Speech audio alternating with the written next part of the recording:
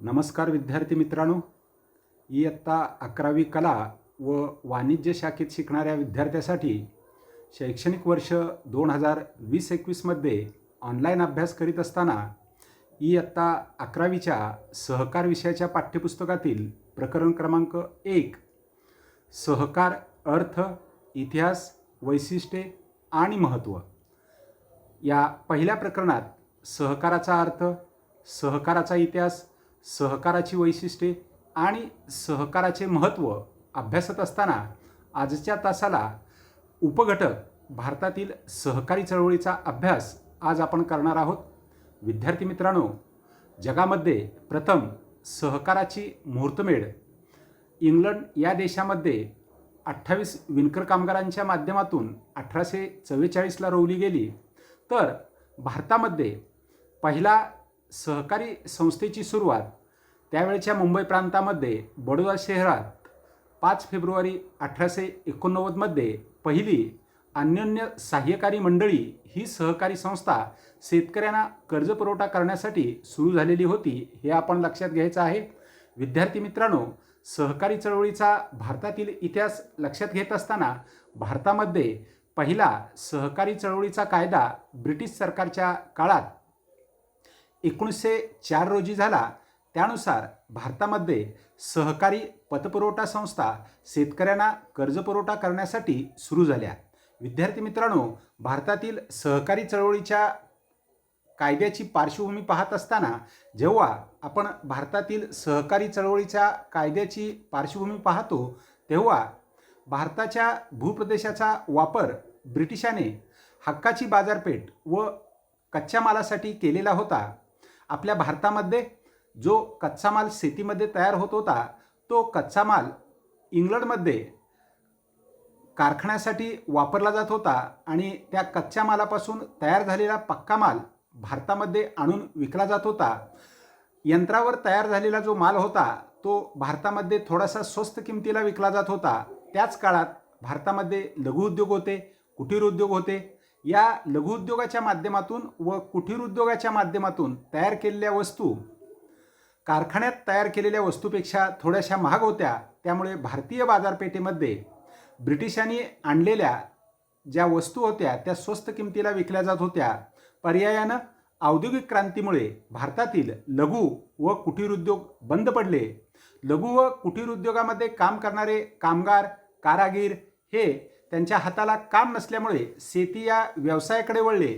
शेती या व्यवसायामध्ये मजूर म्हणून कामाला जाऊ लागले. पर्यायानं शेतीवरचा लोकांचा भार, बोजा वाढलेला आपल्याला दिसून येतो. शेतकऱ्यांना मोठ्या प्रमाणावर दुष्काळाला सामना करावा लागत होता. शेतीमध्ये पुरेसं उत्पन्न निघत नव्हतं. त्यामुळं शेतकरी कर्जबाजारी झाला आणि तो सावकारी पाशामध्ये अडकला, हे आपण विद्यार्थ्यांनी लक्षात घ्यायचं आहे. शेतकऱ्यांना सावकारी पाशातून मुक्त करण्यासाठी ब्रिटिश सरकारने शेतकऱ्यांना पतपुरवठा करण्यासाठी सहकारी संस्था कायदा 1904 रोजी संमत केला, हे आपल्याला लक्षात येणं गरजेचं आहे. म्हणजेच ब्रिटिश देशामध्ये औद्योगिक क्रांती झाली. त्या औद्योगिक क्रांतीच्या माध्यमातून मोठ्या प्रमाणावर निघालेलं उत्पन्न भारतीय बाजारपेठेमध्ये विकलं गेलं. भारतातील हातमाग व्यावसायिक आणि कुटीर उद्योजक हे त्यांचे व्यवसाय बंद पडल्यामुळे शेती व्यवसायाकडे वळले. शेती या व्यवसायामध्ये काम करणाऱ्या लोकांची संख्या जास्त झाली. सततचा पडणारा दुष्काळ आणि शेतकऱ्याकडे शेतीमधलं निघणारं कमी उत्पन्न यामुळे शेतकरी सावकारी कर्जाच्या विळख्यामध्ये सापडला. शेतीतलं उत्पन्न कमी होऊ लागलं. त्यासाठी ब्रिटिश सरकारनं भारतातील शेतकऱ्यांची परिस्थिती सुधारावी म्हणून 1904ला पहिला सहकारी संस्था कायदा संमत केला. या कायद्यानुसार भारतामध्ये शेतीला कर्जपुरवठा करणाऱ्या सहकारी पतपुरवठा संस्था सुरू झाल्या, हे आपण लक्षात घ्या. भारतातील पहिली सहकारी संस्था त्यावेळच्या मुंबई प्रांतातील बडोदा येथे अन्योन्य सहाय्यकारी मंडळी या नावाने 5 फेब्रुवारी 1889ला प्राध्यापक विठ्ठल लक्ष्मण कवठेकर या व्यक्तींनी सुरू केली आणि शेतकऱ्यांना कर्जपुरवठा द्यायला सुरुवात केलेली होती. भारतातील पहिला सहकारी संस्था कायदा संमत झाल्यानंतर ग्रामीण भागातल्या शेतकऱ्यांना अल्प व्याजदरामध्ये कर्जपुरवठा केला जाऊ लागला. शेतकऱ्यांना भांडवल मिळाल्यामुळे शेतीतलं उत्पन्न वाढल्यामुळे शेतकरी आर्थिकदृष्ट्या सक्षम होऊ लागला. पण त्यामध्ये या सहकारी संस्थेमध्ये काही त्रुटी होत्या. या सहकारी संस्थेच्या कायद्यातील त्रुटी दूर करण्यासाठी सन 1904च्या कायद्यानंतर नवीन सुधारणा कायदा केला पाहिजे म्हणून ब्रिटिश सरकारनं 1912मध्ये दुसरा सुधारणा कायदा संमत केला. या दुसऱ्या सुधारणा कायद्यानुसार ग्रामीण भागात शेतीला पतपुरवठा करणाऱ्या सहकारी संस्था सुरू असतील तर शहरी भागामध्ये उद्योग व्यवसायाला कर्जपुरवठा करणाऱ्या सहकारी संस्था सुरू होतील. विद्यार्थी मित्रांनो, 1912 ते 1919च्या दरम्यान सर एडवर्ड मॅकग्लन यांच्या अध्यक्षतेखाली भारतातील सहकारी चळवळीचा अभ्यास करण्यासाठी मॅकग्लन समिती नेमली. या समितीने सन 1915 रोजी एक अहवाल दिला आणि त्यांनी सांगितलं की प्राथमिक पतपुरवठा सहकारी संस्थांवर नियंत्रण ठेवण्यासाठी जिल्हा मध्यवर्ती बँका सुरू व्हाव्यात. प्रत्येक वर्षी सहकारी संस्थेची हिशेब तपासणी व्हावी. सहकारी संस्थेतील भविष्यातील तरतुदीसाठी नफ्यातील 25% हिस्सा राखीव निधीमध्ये वर्ग केला जावा. अशा प्रकारच्या शिफारसी 1915मध्ये एडवर्ड मॅकग्लन समितीनं केलेल्या होत्या. विद्यार्थी मित्रांनो, 1919ला आपल्या भारतामध्ये दुसरा सुधारणा कायदा झाला आणि या सुधारणा कायद्यानुसार सहकार हा विषय केंद्र सरकारच्या अखत्याऱ्यातून राज्य सरकारकडे आला आणि त्याचा परिणाम म्हणजे 1925ला मुंबई प्रांताचा पहिला सहकारी संस्था कायदा आपल्या मुंबई प्रांतासाठी झाला आणि मुंबईमधील असणाऱ्या सहकारी संस्थांची संख्या आपोआप वाढू लागली. सहकाराला एक वेगळी गती मिळाली, हे आपण लक्षात घ्या. 1929ला जागतिक महामंदी आली आणि जागतिक महामंदीचा प्रत्यक्ष अप्रत्यक्ष भारतातील सहकारी चळवळीवर परिणाम असा झाला की सहकारी संस्था अडचणीत आल्या. सहकारी संस्थांची आर्थिक अडचण दूर करण्यासाठी 1929ला आपल्या देशामध्ये रिझर्व्ह बँक ऑफ इंडियाची स्थापना झाली आणि या रिझर्व्ह बँक ऑफ इंडियाच्या माध्यमातून ग्रामीण भागातील सहकारी संस्थांना ऊर्जित अवस्था आणण्यासाठी अर्थसहाय्य केलं गेलं. विद्यार्थी मित्रांनो, 1944ला प्राध्यापक धनंजयराव गाडगीळ यांच्या अध्यक्षतेखाली कृषी अर्थपुरवठा पाहणी समिती स्थापन केली आणि या कृषी अर्थपुरवठा पाहणी समितीनं शेतीला कर्जपुरवठा करण्याची गरज आहे अशा प्रकारची शिफारस केली. तर श्री R.G. सरैया यांच्या अध्यक्षतेखाली सहकार नियोजन समिती स्थापन केली आणि या सहकार नियोजन समितीच्या माध्यमातून मोठ्या प्रमाणावर सहकाराला यश मिळवून द्यायचं असेल, सहकाराची प्रगती करायची असेल तर व्यवस्थित नियोजन करणं आवश्यक आहे अशा प्रकारचा अहवाल या समितीनं दिला. अखिल भारतीय ग्रामीण पतपुरवठा पाहणी समिती A.D. गोरवाला यांच्या अध्यक्षतेखाली 1951मध्ये स्थापन झाली.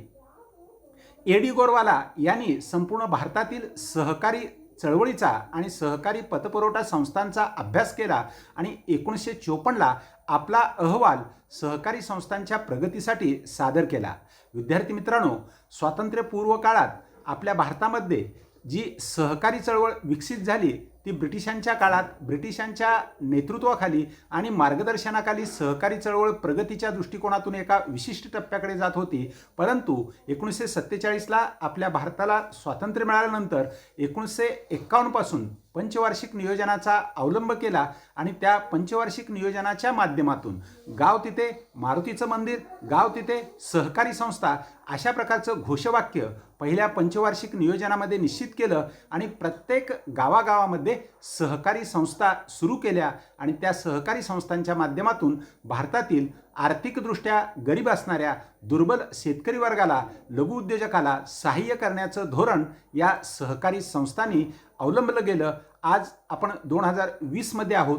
आपल्या संपूर्ण महाराष्ट्र राज्याचा आणि देशभराचा विचार केला तर सर्वात जास्त सहकारी संस्था महाराष्ट्र राज्यामध्ये आहेत, हे आपण लक्षात घ्यायचं आहे. विद्यार्थी मित्रांनो, भारतातील सहकारी चळवळीचा जेव्हा आपण अभ्यास करतो तेव्हा भारतीय सहकारी चळवळीचा खऱ्या अर्थानं पाठ्यपुस्तकात दिलेला जो अभ्यास आहे 18व्या शतकात 1760ला इंग्लंड या देशामध्ये प्रथम औद्योगिक क्रांती झाली.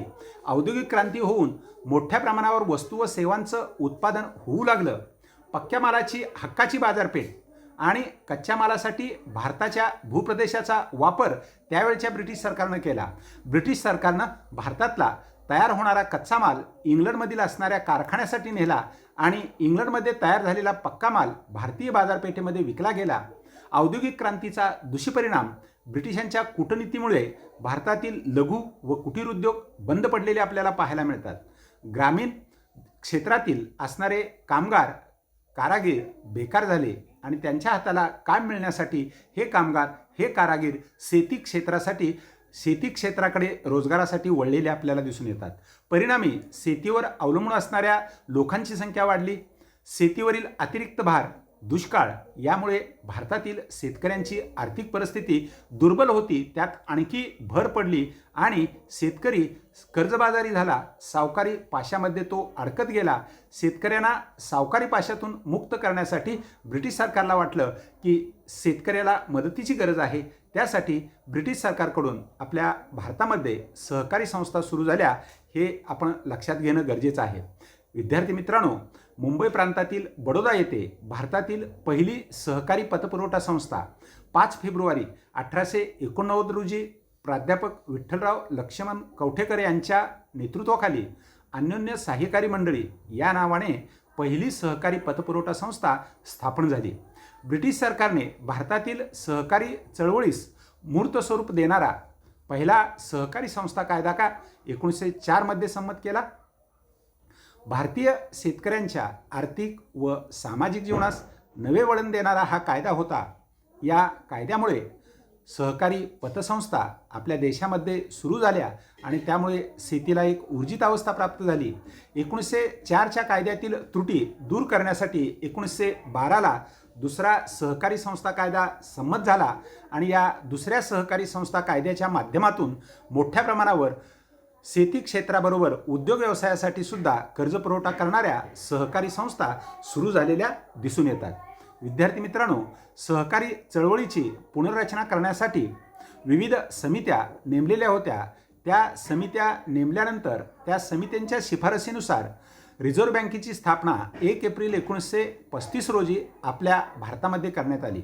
विद्यार्थी मित्रांनो, या रिझर्व्ह बँकेच्या माध्यमातून ग्रामीण भागातील सहकारी पतपुरवठा संस्थांना खूप चांगल्या पद्धतीनं मोठ्या प्रमाणावर कर्जपुरवठा करण्यात आला. त्यानंतरच्या पुढच्या टप्प्यामध्ये पहिलं महायुद्ध 1918ला संपलेलं होतं. जग 1939ला दुसऱ्या महायुद्धाच्या अंतर्गत जगामध्ये प्रचंड मोठ्या प्रमाणावर संघर्ष सुरू होता. या दरम्यानच्या काळात संपूर्ण जागतिक अर्थव्यवस्थेला अन्नधान्याचा पुरवठा करण्यासाठी भारतातील शेतकरी शेतीमधून उत्पादन वाढवत होते आणि भारतातील शेतीचं जादा झालेलं उत्पन्न संपूर्ण जगभर विकलं जात होतं. शेतकऱ्याच्या हातात पैसा येत होता आणि त्या माध्यमातून भारतातील शेती आणि सहकारी संस्थांना ऊर्जित अवस्था प्राप्त झालेली होती, हे आपण लक्षात घ्यायचं आहे. त्यामुळे 1944 1945 या काळात विविध समित्या स्थापन केल्या आणि त्या समित्याच्या माध्यमातून भारतातील सहकारी संस्थांचा अभ्यास केला. विद्यार्थी मित्रांनो, श्री पुरुषोत्तमदास ठाकूरदास यांच्या अध्यक्षतेखाली ग्रामीण व बँकिंग चौकशी समिती 1949ला नेमली आणि या समितीनं ग्रामीण व बँकिंग सहकारी चळवळीची चौकशी अहवाल सादर केला.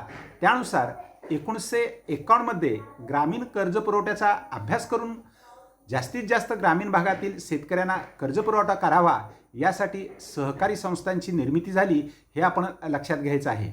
ए.डी. गोरवाला यांच्या अध्यक्षतेखाली 1951ला स्थापन झालेल्या सहकारी संस्थेच्या समितीनं संपूर्ण देशभरातील शेतकऱ्यांना शेतीच्या विकासासाठी कर्जाची गरज आहे अशा प्रकारचा अहवाल दिला आणि या सहकारी संस्थेच्या अहवालानुसार आपल्या देशामध्ये त्यांनी असं म्हटलं की देशात सहकारी संस्थांची संख्या वाढल्या, सहकार अयशस्वी ठरलेला आहे, तथापि तो यशस्वी झालाच पाहिजे अशी अभ्यास गटाच्या माध्यमातून माहिती आपल्या भारतामध्ये प्राप्त झाली.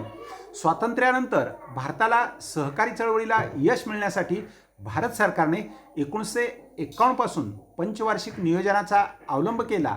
पहिल्या पंचवार्षिक नियोजनात, दुसऱ्या पंचवार्षिक नियोजनात आणि विशेषतः तिसऱ्या पंचवार्षिक नियोजनात 1961 ते 1965-66 हा कालावधी शेतीच्या विकासासाठी महत्त्वपूर्ण ठरलेला आहे. याच काळात हरित क्रांती शेती क्षेत्रात झाली. संकरित बियाणांचा, रासायनिक खतांचा वापर केल्यामुळे शेतीच्या उत्पन्नात प्रचंड मोठ्या प्रमाणावर वाढ झाली. हे सर्व यश सहकाराचं यश आहे, हे आपण विद्यार्थी मित्रांनो लक्षात घ्या. भारतातील सहकारी चळवळीची माहिती लिहा. अशा प्रकारचा दीर्घोत्तरी स्वरूपाचा 8 गुणाचा प्रश्न परीक्षेत विचारला जाऊ शकतो. त्याबरोबरच वस्तुनिष्ठ प्रश्नासाठी आपण विद्यार्थी मित्रांनी या पाठातील महत्त्वाची असणारी जी 15 विधानं आहेत ती आपल्याला या ठिकाणी दिलेली आहेत की भारतामध्ये कोणत्या पद्धतीनं ब्रिटिशांनी भारतीय बाजारपेठेचा वापर केला, औद्योगिक क्रांतीमुळे भारतातील टिंबटिंब उद्योग बंद पडले, अशा प्रकारचा वस्तुनिष्ठ प्रश्न विचारला जाऊ शकतो. कारागीर व कामगार बेकार झाल्याने ते टिंबटिंब क्षेत्राकडे वळले, अशा प्रकारचा रिकाम्या जागेचा प्रश्न आपल्याला येऊ शकतो. चूक की बरोबरसाठी भारतातील पहिला सहकारी संस्था कायदा 1904 मध्ये संमत झाला, हे विधान बरोबर आहे आणि त्याची कारणं लिहायची आहेत. भारतातील 1904च्या कायद्यातील त्रुटी दूर करण्यासाठी टिंबटिंब हा पहिला सुधारणा कायदा संमत झाला, तर 1912चा पहिला सुधारणा कायदा संमत झाला, हे आपण लक्षात ठेवायचं आहे. 1951 मध्ये A.D. गोरवाला यांच्या अध्यक्षतेखाली टिंबटिंब समितीची स्थापना झाली, तर त्याचं उत्तर आपण लिहायचं आहे. अखिल भारतीय पतपुरवठा पाहणी समिती स्थापन झाली. स्वातंत्र्य मिळाल्यानंतर भारतात सहकारी चळवळीचा आर्थिक विकास व्हावा यासाठी टिंबटिंब नियोजनाची सुरुवात झाली, तर पंचवार्षिक नियोजनाची सुरुवात 1951ला झाली, हे आपल्याला लिहिता येऊ शकेल. मुंबई प्रांताचा पहिला सहकारी संस्था कायदा टिंबटिंब साली झाला, तर त्यासाठी मुंबई प्रांताचा पहिला सहकारी संस्था कायदा 1925ला झाला. अशा प्रकारच्या रिकाम्या जागा त्याचबरोबर चुकीबरोबर एका वाक्यात उत्तरे लिहा. यासाठी जवळजवळ 15 विधानं भारतातील सहकारी चळवळीचा इतिहास अभ्यासत असताना आपल्याला पाहायला मिळतील. विद्यार्थी मित्रांनो, या उपघटकामध्ये आपणास काही शंका असतील तर आपण प्रत्यक्ष फोनवर विचारायच्या आहेत. या उपघटकामध्ये विशेषतः भारतातील सहकारी चळवळीचा अभ्यास करत असताना 1904 पासून 1951 पर्यंतच्या ज्या विविध सनावळ्या आहेत त्या व्यवस्थित आपल्या वहीमध्ये नोंद करून घ्या. त्या माध्यमातून रिकाम्या जागा चुकीबरोबर यासाठी एका मार्काचे प्रश्न तुम्हाला लिहिता येतील. हा अभ्यासगट जर तुम्ही यूट्यूबवर पाहत असाल तर कमेंट्समध्ये लिहा. आपल्या शंकांची कमेंट्समध्ये निश्चित उत्तरं दिली जातील. विद्यार्थी मित्रांनो, कोरोनाचा कालावधी आहे. आपले कुटुंब आपली जबाबदारी हे लक्षात घ्या. घरी राहा, सुरक्षित राहा. मिळालेल्या वेळेचा जास्तीत जास्त अभ्यासासाठी सदुपयोग करा. धन्यवाद.